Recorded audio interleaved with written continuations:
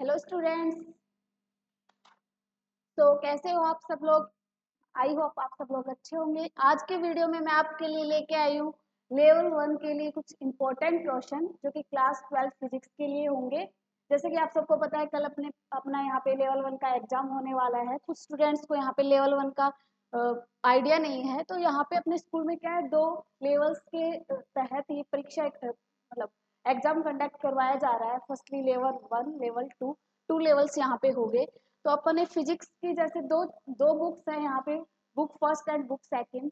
तो book first को हमने लेवल 1 के अंदर रखा है, बुक सेकंड को हमने लेवल 2 के अंदर रखा है। तो ये एग्जाम पॉइंट ऑफ व्यू से मतलब एक अच्छा स्टूडेंट्स के को एक अच्छे तरीके से तैयारी करवाने का, प्रिपरेशन करवाने का एक तरीका है, एक वे है, ताकि स्टूडेंट्स अपने आप को सही ढंग से एनालिसिस कर पाए। अगर वो लेवल 1 वाला पार्ट अच्छे से दे देता है तो उसके 70% सिलेबस कवर हो जाता है, यानी कि उसको पता चल जाएगा कि 70% उसकी प्रिपरेशन हो चुकी है।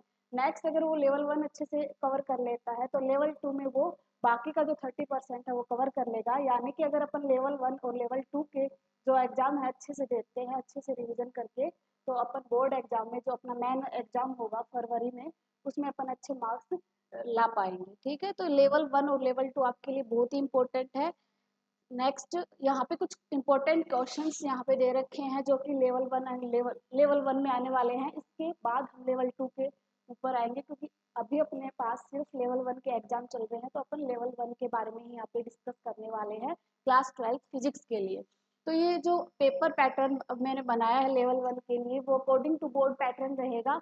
और जो हम यहाँ पे रिविजन करने वाले हैं वो भी क्या है, लेवल 1 के लिए वो भी अकॉर्डिंग टू बोर्ड पैटर्न ही रहेगा। जैसे कि आपको पता है फिजिक्स का जो पेपर है, फिजिक्स का जो पेपर वो 56 मार्क्स का आता है, बोर्ड जो अपना मेन एग्जाम होता है फिजिक्स का उसमें। ठीक है, तो उसी के अकॉर्डिंग सारा पैटर्न डिजाइन किया गया है, उसी के अकॉर्डिंग एमसीक्यूज है, उसी के अकॉर्डिंग वेरी सोर्स सोर्ट ऐसे टाइप सारे क्वेश्चन उसी के अकॉर्डिंग लिए गए हैं। तो ये जो वीडियो आपके लिए बहुत ही ज़्यादा हेल्पफुल रहने वाली है।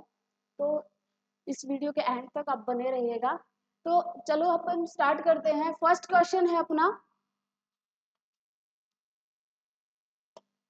here is your first question is the work done in moving a charge between 2 points in a electric field depends on। ये अपना चैप्टर फर्स्ट का क्वेश्चन है, इलेक्ट्रोस्टैटिक जो है उस ब्रांच से लिया गया है। चैप्टर फर्स्ट सेकंड थर्ड ये सारे इलेक्ट्रोस्टैटिक से ही रिलेटेड है कि चार्ज अपना रेस्ट के अंदर है। फर्स्ट जो बुक है फिजिक्स की उसमें क्या है, चार्ज के बारे में बताया गया है। फर्स्ट में कुछ चैप्टर्स में, 3 जो चैप्टर है उसमें चार्ज रेस्ट पे रखा गया है। उसके बाद वाले चैप्टर्स में चार्ज को एक कांस्टेंट स्पीड के साथ मूव करवाया गया है, मतलब कि वहाँ पे करंट जैसी प्रॉपर्टी जनरेट होगी। उसके बाद वहाँ पे जो चार्ज है उसको एक्सीलरेट करवाया गया है, अल्टरनेटिंग करंट जैसी कुछ बातें आई, इलेक्ट्रोमैग्नेटिक वेव आई। तो चैप्टर 1 to 8 का हम यहाँ पे रिविजन करने वाले हैं। चैप्टर फर्स्ट से अपना फर्स्ट क्वेश्चन है कि अपने पास अगर कोई इलेक्ट्रिक फील्ड है, इलेक्ट्रिक फील्ड किससे जनरेट होता है, चार्ज पार्टिकल ही इलेक्ट्रिक फील्ड जनरेट करता है।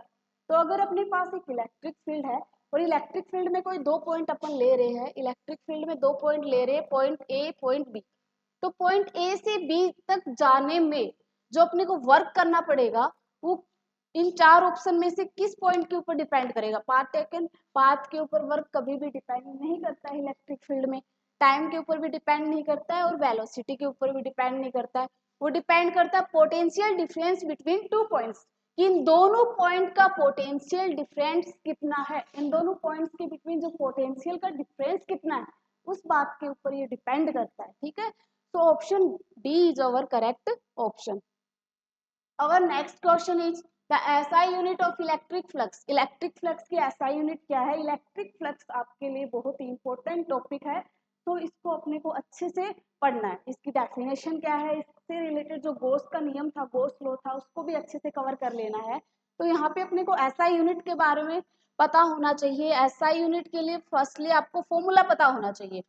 तो इलेक्ट्रिक फ्लक्स का जो फॉर्मूला होता है फाई से अपन इलेक्ट्रिक फ्लक्स को डिनोट करते हैं, that is electric field intensity into area.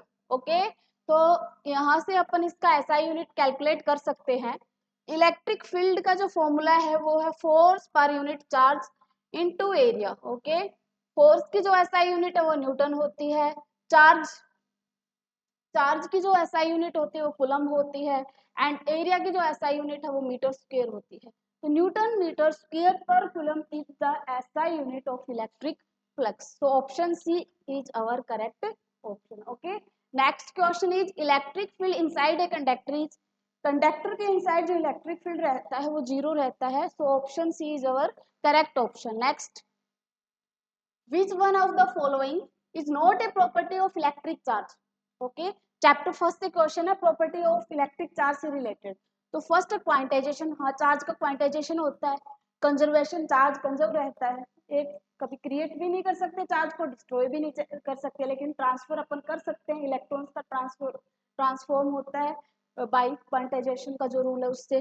Charge depend on मास, ये क्या है, इनकरेक्ट है। या चार्ज कभी मास के ऊपर डिपेंड नहीं करता, लेकिन अपन चार्ज को क्या कर सकते हैं, ऐड कर सकते हैं। ऑप्शन डी जो है, चार्ज को ऐड कर सकते हैं। अगर अपने सिस्टम के पास 4 टाइप ऑफ चार्ज अपने पास है, Q1, Q2, Q3, Q4, तो अगर अपने को टोटल चार्ज चाहिए इस आइसोलेटेड सिस्टम का, then we can add them. कैसे, Q1, Q2 plus Q3 plus Q4। Charge एक स्केलर क्वांटिटी होती है, तो जैसे हम एक स्केलर क्वांटिटी का एडिशन करते हैं, इन द सेम वे अपन क्या कर सकते हैं, यहाँ पे चार्ज का एडिशन कर सकते हैं। तो चार्ज अपना क्वांटाइजेशन भी शो करता है, कंजर्वेशन भी, एडिशन भी। बचा कौन, charge depend on mass, charge mass के ऊपर डिपेंड नहीं करता। तो नॉट ए प्रॉपर्टी पूछा था, तो ऑप्शन सी इज और correct option here. Okay, next question है, the electric dipole moment is a, जो इलेक्ट्रिक डाइपोल मोमेंट है that is represented by P vector, वो एक स्केलर क्वांटिटी है, नो। डायमेंशनलेस क्वांटिटी है, नो, उसका डायमेंशन भी होता है। वेक्टर क्वांटिटी, यस, ये एक वेक्टर क्वांटिटी होती है। कांस्टेंट नहीं, वो कांस्टेंट नहीं रहता।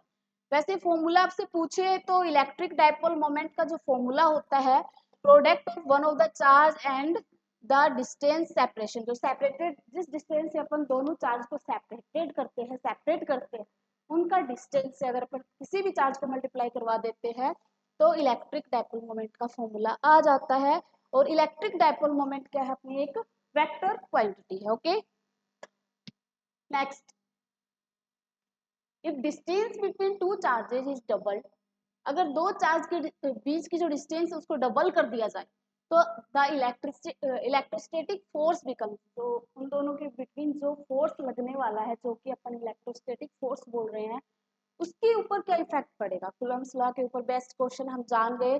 अपने पास दो चार्ज है, दैट इज Q1, Q2, दोनों को r डिस्टेंस से सेपरेट किया गया है, ठीक है। तो according to Coulomb's law, what is the force between Q1 and Q2, K Q1 Q2 upon r square. इसको हम इक्वेशन 1 ले लें।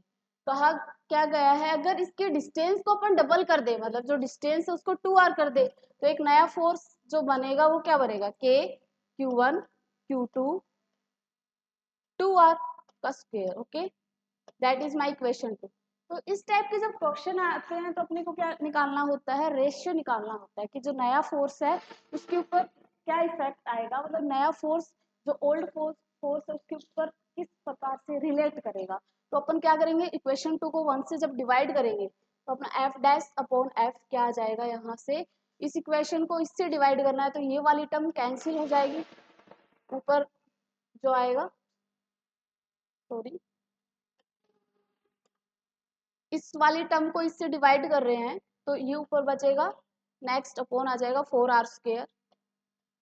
तो अपना जो आंसर आया है वो क्या आएगा, f/4, 1/4 होगा, तो 1/4 क्या है, ऑप्शन सी। ओके, बिल्कुल इजी क्वेश्चन आते हैं कूलम्स लॉ के ऊपर। कूलम्स लॉ को आप अच्छे से जानते हो कि अगर अपन दो चार्ज पार्टिकल को एक r डिस्टेंस से सेपरेट करते हैं, दैट उनके ऊपर लगने वाला जो इलेक्ट्रोस्टैटिक फोर्स है उसका फॉर्मूला क्या होता है, F = K Q1 Q2 upon r square. Okay, दूसरा यहाँ पे एप्सिलॉन नॉट का जो वैल्यू है वो इम्पोर्टेंट है कल के एग्जाम के लिए, ऐसा क्वेश्चन आपके एग्जाम में आ सकता है। उसकी वैल्यू क्या होती है, 8.85 × 10⁻⁻12। ओके, ये वैल्यू आपको याद होनी चाहिए। नेक्स्ट क्वेश्चन है, in a parallel plate capacitor capacitance depends on, parallel plate capacitors होते हैं उनके बीच की जो कैपेसिटेंस है वो किस बात के ऊपर डिपेंड करती है, फर्स्ट ऑफ ऑल आपको कैपेसिटेंस का फॉर्मूला याद होना चाहिए। कैपेसिटेंस का जो फॉर्मूला होता है दैट इज, क्या फॉर्मूला होता है, epsilon not a upon D, ये फॉर्मूला होता है। ओके, तो कैपेसिटेंस डिपेंड करती है area of the plate, yes depend करती है। Distance between the plate D के ऊपर भी डिपेंड करता है, तो ये ऑप्शन भी करेक्ट है। डाइलेक्ट्रिक मीडियम, इनके बिटवीन जो मीडियम फील करते हैं अपन, पैरेलल प्लेट और कैपेसिटर के बिटवीन जो मीडियम फील किया जाता है उसके ऊपर भी डिपेंड करती है कौन, कैपेसिटेंस। तो एरिया के ऊपर भी डिपेंड कर रहा है, डिस्टेंस के ऊपर भी डिपेंड कर रहा है, और डाइलेक्ट्रिक मीडियम के ऊपर भी डिपेंड कर रहा है। That means all of these options are correct here. Okay, तो इतने क्वेश्चंस आपको क्लियर हो गए होंगे, आई थिंक बिल्कुल इजी है। Okay, next, Kirchhoff's first law is based on, जो किरचॉफ का फर्स्ट रूल था जो कि क्या बता रहा था, जो करंट आउटकमिंग, इनकमिंग जो करंट है वो आउटगोइंग करंट के इक्वल होता है, that is Kirchhoff's first rule. जो कि जिसको अपन करंट रूल भी बोल रहे हैं, वो डिपेंड करता है, वो किसके ऊपर बेस्ड है, वो बेस्ड होता है law of conservation of charge के ऊपर, क्योंकि वहां पे चार्ज कंजर्व रहता है, क्योंकि जितना करंट आता है, जितना चार्ज आता है उतना ही चार्ज उस पॉइंट से जाता है, नोड पॉइंट से जाता है। ठीक है, तो जो अपना किरचॉफ्स फर्स्ट रूल है वो डिपेंड करता है law of conservation of charge. Okay, law of conservation of charge. First यहाँ पे आपको ऑप्शन दे रखा है law of conservation of energy, तो law of conservation of energy के ऊपर बेस्ड है Kirchhoff second rule. Kirchhoff second rule, जो कि कौन सा रूल है, किरचॉफ सेकंड रूल, जिसको अपन वोल्टेज रूल भी बोल देते हैं, जिसको अपन वोल्टेज रूल भी बोलते हैं। ठीक है, क्योंकि ये जो रूल है ये बताता है कि अगर अपन किसी भी लूप के अक्रॉस चलते हैं तो जो वोल्टेज का जो सम रहता है अक्रॉस ये लूप, वो जीरो रहता है। ओके, तो Kirchhoff first rule second rule भी इंपॉर्टेंट है आपके लिए। नेक्स्ट है ओम्स लॉ स्टेट्स दैट, ये अपन 10th से पढ़ के आ रहे होते हैं, जब 10th स्टैंडर्ड में होते हैं तब अपन ओम्स लॉ पढ़ लिए होते हैं।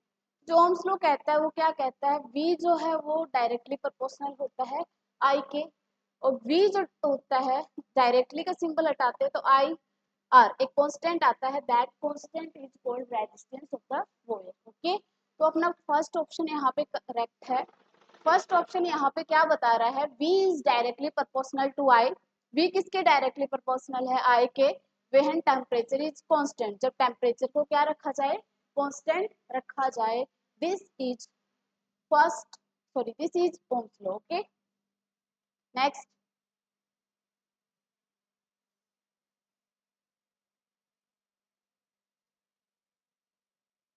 तो आपके एमसीक्यू कुछ इस टाइप से कंप्लीट हो चुके हैं। आई थिंक एमसीक्यू में आपको कोई प्रॉब्लम नहीं आ रही होगी, एमसीक्यू तो एकदम इजी आए हैं।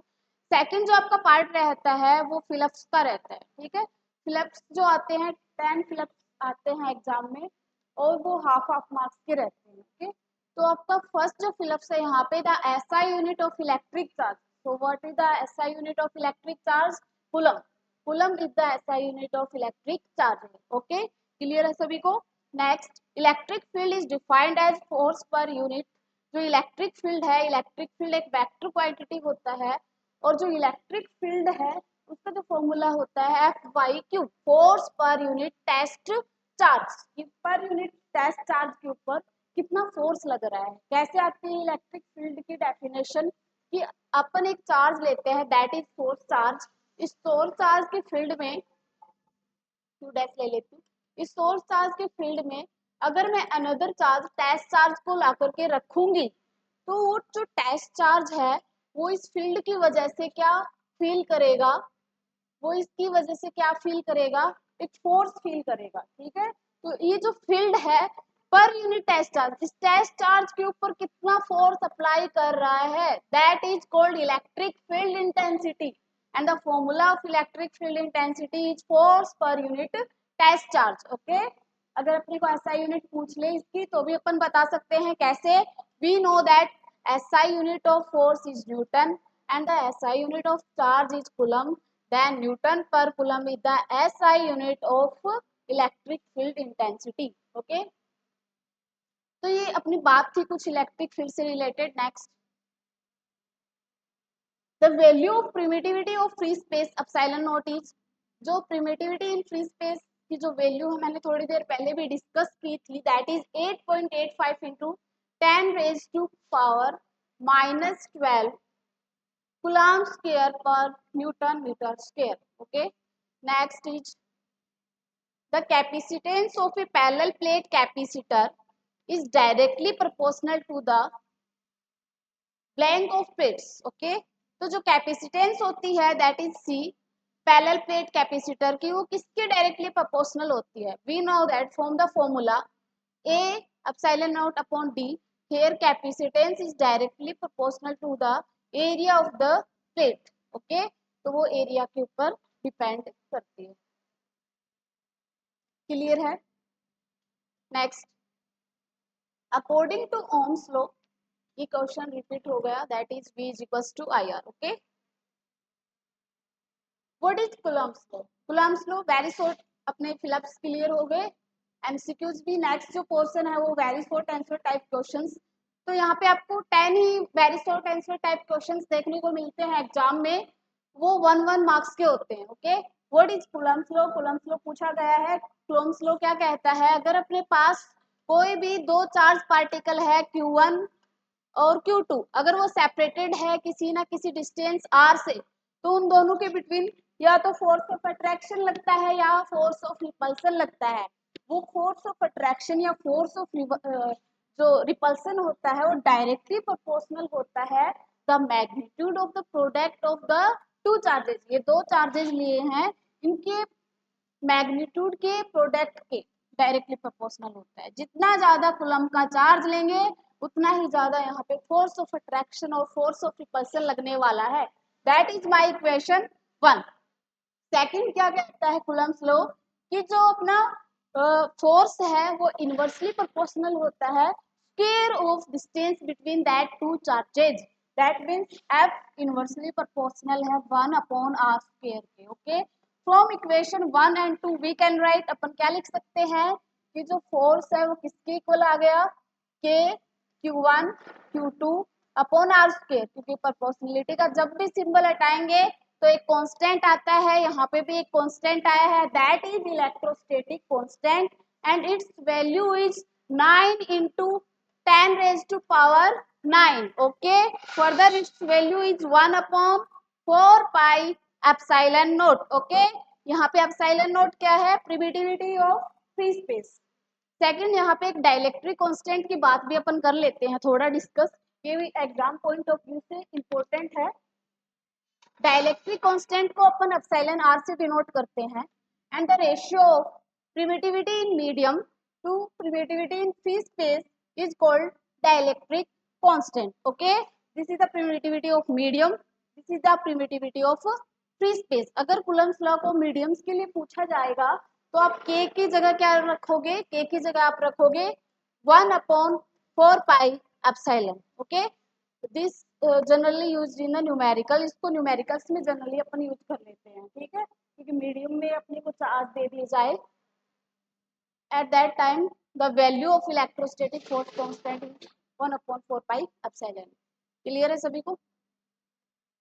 Next, define electric current. Electric current बिल्कुल इजी है, the rate of flow of charge is called electric current. Okay, what is dielectric? Dielectric एक ऐसा इंसुलेटिंग मटेरियल है जो कि जो अपने पैरेलल प्लेट ऑफ कैपेसिटर है उसके बिटवीन रखा जाता है. क्या करने के लिए? जो कैपेसिटर्स है उनकी कैपेसिटेंस को इंक्रीज करने के लिए. So to increase the capacitance of capacitor we use dielectric. Okay, next, what is electric potential energy? Electric potential energy क्या है? It is the energy possessed by a charge due to its position in an electric field. Electric field के अंदर charge की position के कारण जो energy stored होती है उसी को अपन क्या बोल देते हैं? Electric potential energy. रेजिस्टेंस, ये भी इजी है. रेजिस्टेंस कैसे डिफाइन करते हैं? जो कि कंडक्टर के द्वारा ऑफर की जाती है, क्योंकि कंडक्टर क्या बोला जाता है कि उसके अंदर से इलेक्ट्रिसिटी कंडक्ट हो जाती है. क्यों? Due to the flow of electrons, electrons के फ्लो होने से. ठीक है, तो वहां पे जो करंट जनरेट होता है तो कंडक्टर उस करंट को अपोज करता है. That property of conductor is called resistance. Okay, resistance को आर से डिनोट करते हैं and the SI unit of resistance is ohm. Next, what is the principle of a capacitor? Capacitor का principle क्या है? कैपेसिटर क्या करता है? इलेक्ट्रिक चार्ज को स्टोर करता है एंड इलेक्ट्रिक एनर्जी को स्टोर करता है। It is the principle of capacitor. Next, what is drift velocity? Drift velocity क्या है? ड्रिफ्ट वेलोसिटी एवरेज वेलोसिटी होती है कि अपन कोई भी कंडक्टर है, कंडक्टर के पास फ्री इलेक्ट्रॉन्स तो होते हैं, फ्री इलेक्ट्रॉन्स तो होते हैं, लेकिन जब तक हम उसके ऊपर एक्सटर्नल सोर्स ऑफ एनर्जी को अप्लाई नहीं कर देते, एक्सटर्नल बैटरी को अप्लाई नहीं कर देते, वो इलेक्ट्रॉन्स एक जगह से दूसरी जगह क्या नहीं करते, मूवमेंट नहीं करते हैं। तो क्या बताया जाता है यहाँ पे कि जब अपन एक्सटर्नल सोर्स को यहाँ पे अप्लाई कर देते हैं तो इलेक्ट्रॉन की ड्रिफ्टिंग स्टार्ट हो जाती है। तो जब इलेक्ट्रॉन जब ड्रिफ्ट करना स्टार्ट हो जाएंगे, एक जगह से दूसरी जगह मूव करेंगे, तो उनके पास कुछ ना कुछ वेलोसिटी आएगी। तो वो जो एवरेज है उनकी वेलोसिटीज का, उसी को क्या बोलते हैं अपन? ड्रिफ्ट वेलोसिटी बोल देते हैं। ड्रिफ्ट वेलोसिटी को यहाँ पे वीडी से डिनोट किया जाता है। नेक्स्ट है, व्हाट इज रेजिस्टिविटी? रेजिस्टिविटी क्या है? रेजिस्टिविटी भी एक कंडक्टर की प्रॉपर्टी है, क्योंकि अपने को पता है अगर अपन एक कंडक्टर लेते हैं, कंडक्टर का अगर लेंथ L है and area of cross section A है, in that case the resistance of the conductor is directly proportional to the length of the conductor. जितनी ज्यादा लेंथ होती है कंडक्टर उतना ही ज्यादा क्या ऑफर करता है? रेजिस्टेंस ऑफर करता है। सेकंड जो रेजिस्टेंस है वो इनवर्सली प्रोपोर्शनल होता है, किसके? इनवर्सली प्रोपोर्शनल होता है एरिया ऑफ क्रॉस सेक्शन के। ओके, इनवर्सली प्रोपोर्शनल होता है एरिया ऑफ क्रॉस सेक्शन के। जितना ज्यादा एरिया होगा उतना कम रेजिस्टेंस होगा। इन दोनों को कंबाइन करते हैं तो यहाँ पे प्रोपोर्शनलिटी के सिंबल को हटाने के बाद एक कांस्टेंट आता है rho, that constant is called resistivity of the conductor. यहाँ से इसका फॉर्मूला अपन ड्राइव कर सकते हैं, rho is equals to R A upon L. Clear है सभी को? Rho is equals to R A upon L is the formula of resistivity. तो ये सब बातें अपन को रेजिस्टिविटी के अंदर लिख के आनी है। ओके, क्लियर है? Electric power, electric power is the rate at which electrical energy is consumed और प्रोड्यूस्ड। ऐसा इलेक्ट्रिक पावर का एक रेट है जिसके ऊपर इलेक्ट्रिक एनर्जी कंज्यूम की जाती है और प्रोड्यूस की जाती है। कंडक्टर एक material. Next, what is a conductor? Conductor is a material that allow electric charge to flow easily through it. Conductor, insulators, semiconductors, ये तो आप पढ़ चुके होंगे, छोटी क्लासेस से अपन पढ़ के आते हैं कि अपने पास इंसुलेटर्स जो होते हैं उनके अंदर इलेक्ट्रिसिटी अपन क्या नहीं करवा सकते, कंज्यूम नहीं करवा सकते, सॉरी, उसमें से इलेक्ट्रिसिटी पास नहीं होती। सेकंड, अपना जो कंडक्टर है उसमें डायरेक्टली जो इलेक्ट्रिसिटी है वो पास हो जाती है। थर्ड कैटेगरी आती है सेमीकंडक्टर्स की। जो सेमीकंडक्टर्स होते हैं वो इंसुलेटर और कंडक्टर के बीच की स्टेट होती है कि अगर वो टेम्परेचर अपना लो होता है 0 डिग्री, लो टेम्परेचर के ऊपर बात करें, तो जो सेमीकंडक्टर है वो इंसुलेटर की तरह बिहेव करते हैं। But if we increase the temperature, अगर हम टेम्परेचर को इंक्रीज करते हैं तो जो सेमीकंडक्टर्स के अंदर कुछ बॉन्ड ब्रेक हो जाते हैं और वो किसकी तरह बिहेव करने लग जाते हैं? वो कंडक्टर की तरह बिहेव करने लग जाते हैं। ओके, नेक्स्ट है सेक्शन बी। तो here is our short answer type questions. आपके एग्जाम में जो शॉर्ट आंसर टाइप क्वेश्चंस आते हैं वो 10 शॉर्ट आंसर क्वेश्चंस आते हैं और मार्किंग जो रहती है 1.5 मार्क्स, 1.5 मार्क्स का एक क्वेश्चन रहता है। टोटल 15 मार्क्स का ये पोर्शन है। ओके, नेक्स्ट है state Gauss law and write it's mathematical form. Gauss law को एक्सप्लेन करो, उसका मैथमेटिकल फॉर्म के बारे में बताओ। तो गॉस लॉ स्पेशली जो रिलेटेड है किससे? गॉस लॉ रिलेटेड है इलेक्ट्रिक फ्लक्स से। ठीक है, कि किसी भी सरफेस से जो इलेक्ट्रिक फ्लक्स जो पास होता है वो कितना आता है, उस चीज से रिलेटेड है। तो अपना जो गॉस लॉ है वो क्या कहता है? अगर अपने पास कोई भी क्लोज सरफेस है, अगर उसने क्यू चार्ज इनक्लोज कर रखा है, then the line integral of E dot D S, the line integral of E dot D S, इसी को क्या बोलते हैं अपन? इलेक्ट्रिक फ्लक्स बोलते हैं। The line integral of E dot D S is equals to the 1/epsilon naught times to the charge enclosed by that surface की उस surface में कितना चार्ज इंक्लोज कर रखा है उसके 1/एप्सिलॉन नॉट टाइम्स के इक्वल होता है। Okay, this is the goes law and it is the mathematical form of Gauss law. अब गोस लॉ इंपॉर्टेंट है, गोस लॉ के जो एप्लीकेशन भी है वो भी बहुत इंपॉर्टेंट है, जो कि अपन ऐसे टाइप क्वेश्चंस है और जो लो आंसर टाइप क्वेश्चन है उसमें डिस्कस करने वाले हैं। तो जो गोस लॉ का जो यहाँ पे एप्लीकेशंस है वो है इनफाइनाइट लॉन्ग स्ट्रेट वायर है, उसकी वजह से अपन इलेक्ट्रिक फील्ड इंटेंसिटी कैलकुलेट कर सकते हैं।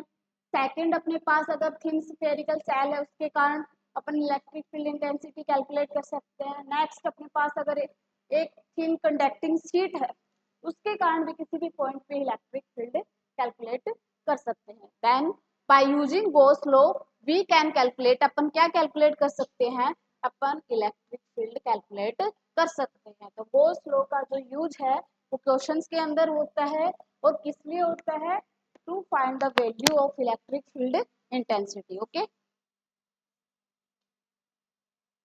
क्लियर है सभी को? 1 second.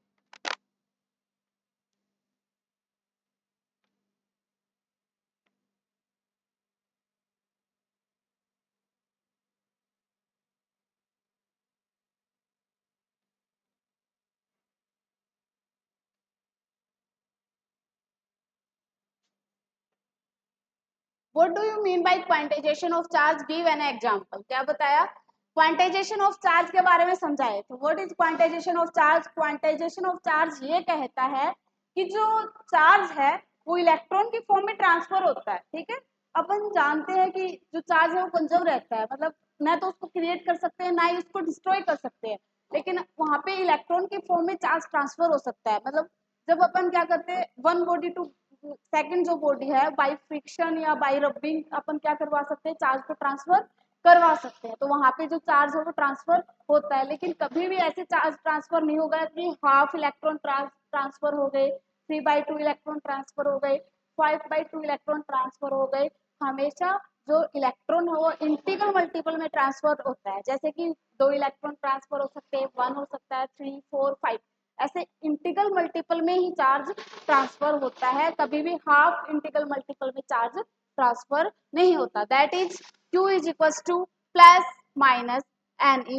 This is the quantization of charge, electric charge की इलेक्ट्रॉन क्या है यहाँ पे इंटीग्रल मल्टीपल ऑफ इलेक्ट्रॉन की फॉर्म में ही ट्रांसफर होता है। ठीक है, this is the quantization of charge. Next है write two difference between conductor and insulators. ये आप अपने आप कर लोगे, इतना वो नहीं है important. Define electric potential and write its SI unit. Electric potential को डिफाइन कीजिए और उसकी एसआई यूनिट को डिफाइन कीजिए। Electric potential is denoted by V and its formula is W by Q, work done per unit test charge. होता क्या है अपने को, अगर कोई भी चार्ज अपने पास इंफिनिटी पे प्रेजेंट होता है तो इंफिनिटी से अपने को इलेक्ट्रिक फील्ड में प्रेजेंट किसी भी पॉइंट तक उस चार्ज पार्टिकल को लाने में कुछ ना कुछ वर्क करना पड़ता है अगेंस्ट टू द फील्ड, उस फील्ड के अगेंस्ट में। तो अपन ने कितना वहां पे वर्क किया है per unit test charge, that is called electric potential. ठीक है, तो अपने पास इसका जो फॉर्मूला है वो W बाई Q होता है and its SI unit is volt. Okay, next question है आपके पास, why does electric field inside a conductor becomes zero. किसी कंडक्टर के इनसाइड जो इलेक्ट्रिक फील्ड रहता है वो जीरो क्यों रहता है? Free charges rearrange themselves until that electric field inside becomes zero. क्योंकि फ्री चार्जेस है वो अपने आप को कंडक्टर के बाहर रीअरेंज कर लेते हैं जब तक electric field inside the conductor zero नहीं हो जाता। This is the only reason. What is an electric dipole? Electric dipole क्या है? इलेक्ट्रिक डायपोल मोमेंट के बारे में बताओ और इसके फॉर्मूले के बारे में भी बताओ। ओके, तो यहाँ पे इलेक्ट्रिक डायपोल, डायपोल मीन्स एक pair, a pair of two equal and opposite charge. दो इक्वल एंड अपोजिट चार्ज के पेयर को ही हम क्या बोलते हैं? इलेक्ट्रिक डायपोल बोलते हैं। A pair of two equal and opposite charge is called electric dipole and if it separated with a distance 2a, then यहाँ पे इलेक्ट्रिक डायपोल मोमेंट जो आता है वो p वेक्टर आता है and it is defined as the product of one of its charge and the distance between that two charges. Okay, that is 2 है। It is a vector quantity and its SI unit की अगर हम बात करें charge के, SI unit coulomb होती है area की मीटर स्क्वायर, तो coulomb metre square is the SI unit of dipole moment. दूसरा अगर हम इसके डायमेंशन फॉर्मूला की बात करें तो वो भी कर सकते हैं। डायमेंशनल फॉर्मूला मैं यहाँ पे लिख रही हूँ। जो डायमेंशनल फॉर्मूला है चार्ज का एटी होता है एंड अपने पास एरिया स्क्वायर है उसका एल स्क्वायर होता है। तो कंबाइंड फॉर्म में हम इसको लिखें तो m0 L2 T1 and A1 is the dimensional formula of electric dipole moment. Next, define resistivity के बारे में अभी हमने देख लिया था। व्हाट इज ए, इसके बारे में भी हमने पढ़ लिया था अभी थोड़ी देर पहले। Right two factors on which capacitance of A parallel plate capacitor depends. दो फैक्टर बताए जो कि जो कैपेसिटर की जो कैपेसिटेंस होती है वो डिपेंड करती है। फॉर्मूला अभी अभी पढ़ा, that is A epsilon not upon D. तो जो कैपेसिटेंस होती है वो तीन चीजों के ऊपर डिपेंड करती है। फर्स्टली एरिया के ऊपर, एरिया ऑफ द प्लेट के ऊपर। Second, distance between the plates, जो दोनों प्लेट्स के बिटवीन जो डी डिस्टेंस रहती है उनके बिटवीन। थर्ड, जो डाइलेक्ट्रिक मटेरियल है प्लेट्स के बिटवीन, जो डाइलेक्ट्रिक मटेरियल है फील किया गया है उसके ऊपर डिपेंड करता है। समझ गए? Next, define the term impedance. ये अल्टरनेटिंग करंट वाला जो चैप्टर है उससे लिया गया है। इम्पीडेंस को अपन जेड से डिनोट करते हैं, we denote impedance as Z. Impedance होता है the total effective resistance of the LCR circuit is called impedance. जो टोटल इफेक्टिव रेजिस्टेंस होती है एलसीआर सर्किट की उसको क्या बोला जाता है? उसको बोला जाता है इम्पीडेंस। ओके, ये पूरा जो सर्किट ले रहे हैं एल सी आर, इसकी टोटल जो इफेक्टिव रेजिस्टेंस है, इसकी टोटल जो इफेक्टिव रेजिस्टेंस है इसी को अपन क्या बोलते हैं? इम्पीडेंस बोलते हैं। इम्पीडेंस को अपन जेड से डिनोट करते हैं एंड इसका जो फॉर्मूला आता है वो आता है under root R square plus X L minus X C का स्क्वायर। ठीक है। नेक्स्ट आपके पास लॉन्ग आंसर टाइप क्वेश्चंस। उसमें आपको फर्स्ट क्वेश्चन है एप्लीकेशंस ऑफ गॉस लॉ से, find the expression for intensity of electric field at a point due to an infinitely long straight wire charged uniformly by using Gauss law, draw a necessary diagram। आपको diagram भी यहाँ पे draw करना है। तो इस question को अपन next page पे करते हैं। पूछा क्या गया है अपने से? पूछा ये गया है कि अगर अपने पास एक infinitely long straight wire present है, अगर अपने पास infinitely long straight wire present है, ठीक है, और उस वायर के ऊपर पॉजिटिव चार्ज अगर अपन लेके चले, इनफाइनाइटली चार्ज है ये, सॉरी वायर है, और इस वायर के ऊपर अपन पॉजिटिव चार्ज अगर लेके चलते हैं तो ड्यू टू दिस वायर अपने को क्या कैलकुलेट करना है? किसी भी पॉइंट पे इलेक्ट्रिक फील्ड इंटेंसिटी को कैलकुलेट करनी है। तो मैं मान लेती हूँ अपने पॉइंट पे यहाँ पे प्रेजेंट है, पॉइंट पे यहाँ पे प्रेजेंट है, that is distance R, that is at distance R from the infinitely long wire. अब यहाँ पे पॉजिटिव चार्ज मैंने क्या किया है? पॉजिटिव चार्ज को डिस्ट्रीब्यूट किया है, तो यहाँ पे जो चार्ज डेंसिटी होगी वो क्या होगी? लैम्डा होगी। ठीक है, तो अपन चार्ज को कैसे डिफाइन करेंगे? चार्ज डेंसिटी की फॉर्म में। चार्ज डेंसिटी क्या हो जाएगी अपनी? Charge density is charge per unit length. अगर वायर की जो लेंथ है वो एल है, then we can define charge per unit length is charge density. अब तो यहाँ पे अपने को क्या करना पड़ेगा? गॉस लॉ अप्लाई करने के लिए गॉसियन सरफेस बनाना पड़ेगा। गॉसियन सरफेस जो बनेगा यहाँ पे सिलेंड्रिकल गॉसियन सरफेस बनेगा। ये पॉइंट यहाँ पे इससे इंक्लूड होना चाहिए। ठीक है, तो गॉसियन सरफेस मैंने यहाँ पे बना दिया। गॉसियन सरफेस मैंने एक सिलेंड्रिकल गॉसियन सरफेस बनाया है, तो यहाँ पे तीन सरफेस इंक्लूडेड हो गए। इसको मैं फर्स्ट सरफेस ले लेती हूँ, this is my second surface and this is my third surface. और we know that the area vector is to perpendicular to the surface. जो एरिया वेक्टर रहता है वो सरफेस के परपेंडिकुलर रहता है। तो इसका जो एरिया वेक्टर रहेगा वो इस साइड रहेगा, दैट इज ds1 वेक्टर। इसका एरिया वेक्टर जो है वो यहाँ पे रहेगा perpendicular, that is ds2 vector.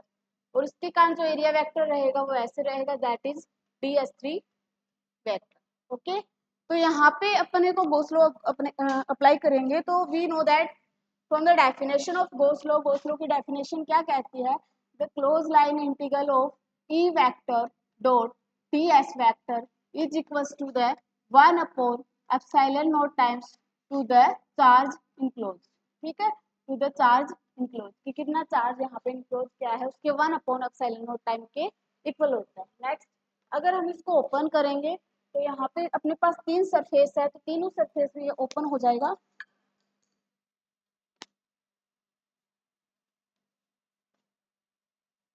ठीक है, तो फर्स्ट सरफेस के लिए E1 vector ds1 vector, second surface के लिए ds2 वेक्टर, थर्ड सरफेस के लिए E vector ds3 vector q upon epsilon. जब डॉट प्रोडक्ट को ओपन करेंगे तो cos theta E ds1 cos theta four surface first, E ds2 cos theta fourth surface second, E ds3 cos theta for surface third q upon epsilon naught, where theta is the angle between electric field and area vector. For the surface first, what is the angle between electric field and area vector? We know that for अगर अपने पास एक positive charge है तो उसके कारण जो electric field होता है वो बाहर निकलता हुआ होता है, तो इलेक्ट्रिक फील्ड इस डायरेक्शन में होगा। तो फर्स्ट सरफेस के लिए इलेक्ट्रिक फील्ड इस डायरेक्शन में है, एरिया वेक्टर इस डायरेक्शन में है, then what is the angle between electric field intensity and area vector, then the angle between area vector and electric field intensity is 90 degree, and what is the value of cos 90 degree? 0. then from here the पूरी जो term है वो अपनी क्या हो जाएगी, 0 हो जाएगी। सेकंड, अपना जो सेकंड सरफेस है in the same way 90 degree angle बना रहा है, तो सेकंड वाली जो टर्म है वो भी 0 हो जाएगी। जो थर्ड टर्म है, थर्ड टर्म में क्या बनेगा, थर्ड जो सरफेस है उसमें एरिया वेक्टर भी उसी डायरेक्शन में है और इलेक्ट्रिक फील्ड भी उसी डायरेक्शन में है, तो एंगल क्या बनेगा, 0 बनेगा। और cos 0 क्या होता है, 1 होता है, तो यहाँ पे cos 0 क्या हो जाएगा, 1 हो जाएगा, और अपने पास ऐसा इंटीग्रेशन बनेगा फॉर द थर्ड सरफेस। आगे अगर हम इसको सोल्व करेंगे, व्हाट इज ds3, तो ये एक सरफेस है, सिलेंड्रिकल सरफेस है, इसका सरफेस एरिया क्या हो जाएगा, that is 2 pi R L Q epsilon naught, और यहाँ से जो इलेक्ट्रिक फील्ड का वैल्यू निकलेगा that is Q upon 2 pi R L epsilon naught. Okay, next, charge per unit length को मैंने डिफाइन किया था क्या, lambda, then from here charge per unit length is equals to lambda, that is linear charge density 2 pi R epsilon naught. ठीक है, तो अपने पास electric field intensity आ गई due to a long straight wire, क्या इलेक्ट्रिक फील्ड इंटेंसिटी आ गई, lambda upon 2 pi R epsilon naught. Clear है सभी को? Next, find the value of magnetic field inside the solenoid. जो सोलेनोइड है उसके इनसाइड जो मैग्नेटिक फील्ड होता है उसकी अपने को वैल्यू निकालनी है। ठीक है, तो अपने को पता है B equals to mu naught NI where N is number of turns per unit length, उसको अपने को डिराइव करना है। तो इसके लिए अपने को एक सोलेनोइड एज्यूम करना पड़ेगा, ये अपना सोलेनोइड है, सोलेनोइड एज्यूम कर लिया, सॉरी सोलेनोइड एज्यूम करना पड़ेगा इस टाइप से। ओके, आई करंट यहाँ से जा रहा है, आई करंट यहाँ से जा रहा है, अगर यहाँ से आई करंट जा रहा है दैट इज साउथ पोल आ रहा है, तो दैट इज नॉर्थ पोल। यहाँ पे टू पोल्स है, south pole and north pole, and we know that inside a bar magnet the magnetic field lines is toward south pole to north pole. तो यहाँ पे जो अपने मैग्नेटिक फील्ड बनेगा वो ऐसे ही बनेगा, south pole to north pole, क्योंकि जो सोलेनोइड होता है वो एक बार मैग्नेट की तरह ही बिहेव करता है। तो यहाँ पे अगर मुझे इनसाइड लॉन्ग सोलेनोइड के इनसाइड अगर मुझे मैग्नेटिक फील्ड चाहिए तो यहाँ पे मुझे लगाना पड़ेगा एम्पेयर्स लॉ। ठीक है, जैसे मुझे इलेक्ट्रिक फील्ड कैलकुलेट करने के लिए गॉस लॉ लगाना पड़ता था, वैसे ही यहाँ पे मैग्नेटिक फील्ड लगाने के लिए यहाँ पे मुझे लगाना पड़ेगा क्या, अम्पेयर लॉ। अम्पेयर लॉ लगाऊंगी तो मैं यहाँ पे अम्पीरियन लूप बनाना पड़ेगा। अम्पीरियन जैसे गॉसियन सरफेस बनाया था वैसे यहाँ पे अम्पीरियन लूप बनाना पड़ेगा। करंट ऐसे जा रहा है, ऐसे करंट जा रहा है, ठीक है। तो करंट कहीं ना कहीं इसके अक्रॉस भी आएगा। अब इस लूप की नेमिंग करते हैं P Q R and S, P Q R and S,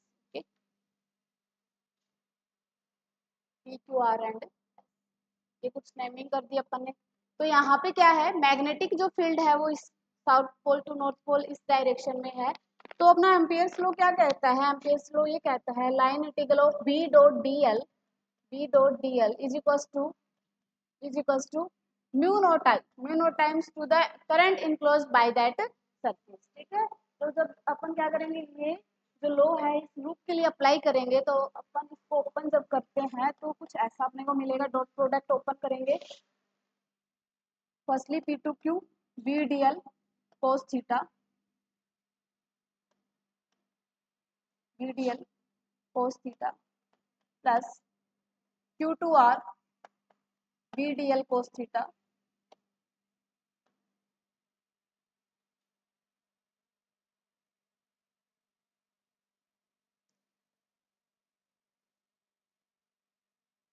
फिर plus B D L cos theta R to S, फिर plus S to R B D L cos, okay. अपन ऐसे चल रहे,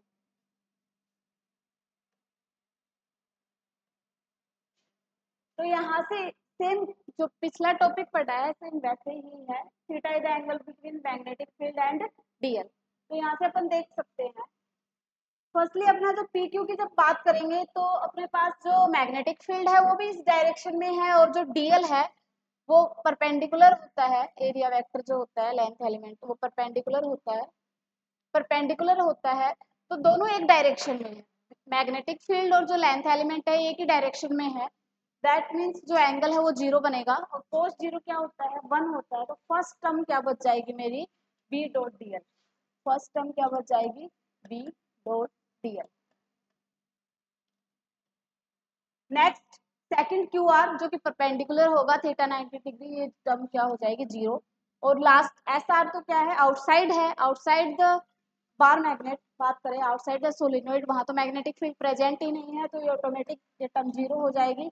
यहाँ पे भी परपेंडिकुलर बन रहा था तो ये टर्म भी क्या हो जाएगी, जीरो बन जाएगी, ठीक है। तो अपने पास ओनली वन टर्म बची है, that is B dot D L and is equals to mu naught I. B को बाहर निकालेंगे, ये म्यू नॉट आई, अगर अपने पास सोलिनोइड के n नंबर ऑफ टर्न्स है तो यहाँ पे अपन n को ऐड कर सकते हैं, ठीक है। n को अपन क्या कर सकते हैं, ऐड कर सकते हैं, dl n mu naught, dl क्या हो जाएगा, l हो जाएगा, इंटीग्रेशन करने के बाद n म्यू नॉट आई। मैग्नेटिक फील्ड क्या आ जाएगा, n upon l mu naught I. Number of turns per unit, number of turns per unit length को मैं एक नई क्वांटिटी डिफाइन कर देती हूँ, that is n। Here n is number of turns per unit length. तो अपना जो सोलेनोइड के इनसाइड मैग्नेटिक फील्ड आया है that is mu naught n I. Means जो magnetic field inside the solenoid है वो डायरेक्टली प्रोपोर्शनल है करंट। जितना ज्यादा करंट होगा, जितना ज्यादा करंट होगा उतना ज्यादा क्या हो जाएगा, मैग्नेटिक फील्ड होगा। क्लियर है सभी को।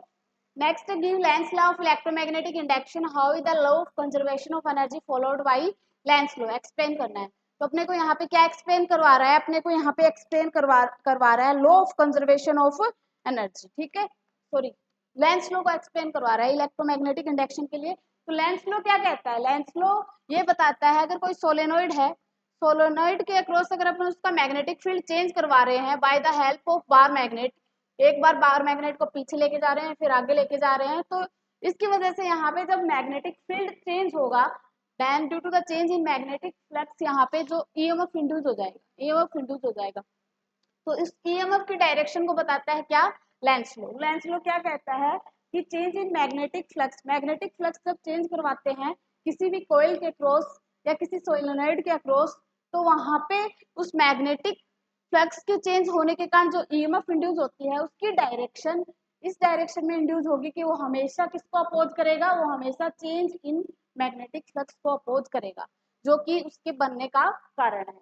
यानी कि ये जो मैग्नेटिक फ्लक्स है, यहाँ पे जो मैग्नेटिक फ्लक्स जो चेंज हो रहा है उसको ये क्या करेगा, अपोज करेगा। ईएमएफ इस डायरेक्शन में इंड्यूस होगी कि वो हमेशा चेंज इन मैग्नेटिक फील्ड को अपोज करेगा। यानी कि अगर अपने पास मैग्नेटिक फील्ड बढ़ रहा है तो ईएमएफ इस डायरेक्शन में प्रोड्यूस होगा कि वो मैग्नेटिक फील्ड को क्या करेगा, कम कराएगा। ठीक है, मतलब एक दूसरे का अपोजिट होगा। यानी कि हम इसको दूर लेके जाएंगे मैग्नेट को, तो मैग्नेटिक फील्ड क्या होगा, यहाँ पे घटेगा, तो इसको सपोर्ट करेगा। सेकंड, हम इसके पास लेके आएंगे तो ये क्या करेगा, मैग्नेटिक फील्ड को क्या करेगा, अपोज करेगा, क्योंकि वो उसको घटाना चाहता है। ठीक है, तो इस टाइप से वो एनर्जी को कंजर्व कर रहा है वहां पे। और यही क्या है, अपना स्टेटमेंट है लेंस लॉ का।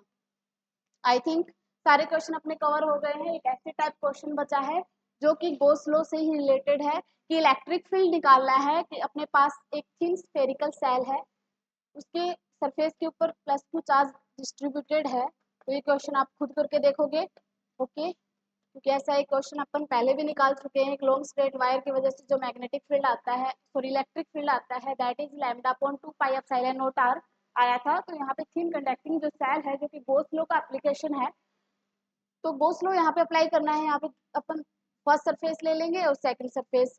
इनसाइड द सरफेस जो इलेक्ट्रिक फील्ड रहता है वो 0 रहता है। क्यों? क्योंकि जब अपन inside the surface Gauss law apply करेंगे, that is E dot ds, तो क्या आएगा, 1/ε0 times to the charge enclose by that surface. तो सरफेस जो फर्स्ट है वहां पे कोई चार्ज इनक्लोज नहीं हुआ है, तो चार्ज इनक्लोज नहीं हुआ तो ये वाली टर्म सी क्या हो जाएगी, 0। तो इनसाइड द सरफेस जो अपना गॉस लॉ है उसके अकॉर्डिंग इलेक्ट्रिक फील्ड 0 होता है।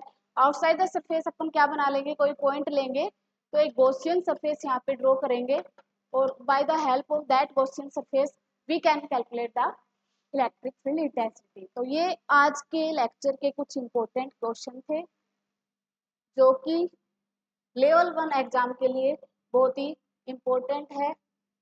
आई होप ये क्वेश्चंस आपको लेवल 1 एग्जाम के लिए हेल्प करेंगे और आगे जो मैन एग्जाम होगा उसमें भी थोड़ा हेल्प करेंगे। ठीक है, तो मिलते हैं अपन नेक्स्ट वीडियो में, जो कि अपन डिस्कस करेंगे लेवल 2 के लिए जो इम्पोर्टेंट क्वेश्चन है वो कौन कौन से हैं और कौन कौन सा जो सिलेबस है अपन लेवल 2 में देने वाले हैं। Okay, thank you, good luck for your